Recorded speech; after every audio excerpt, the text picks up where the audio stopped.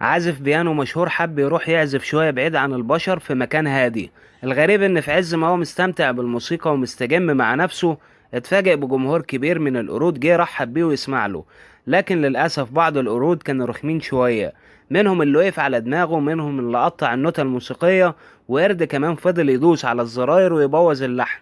لكن بصراحة الباقي كان بيسمع له بهدوء زي ما يكونوا بيشجعوه، وفضل العازف مستحملهم لحد اما خلص عزفه ومشي. اما القطة دي فبتحب تقعد في سقاية الزرع في كل مرة صاحبتها بتستخدمها فيها. وده كلب مش بيحلاله النوم غير جوه فرن البوتاجاز.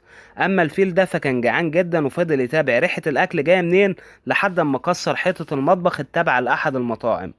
شاطئ معلق يافطة او علامة تحذيرية لمنع دخول الكلاب للشاطئ.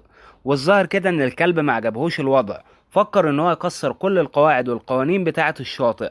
اما البطة دي فمحدش عارف هي جاية منين، لكن في الاخر قررت انها تركب المترو وتقعد على الكراسي زي باقي الركاب. ودي قطة صغيرة فكرت انها تستخبى وسط اكياس الشيبسي في السوبر ماركت.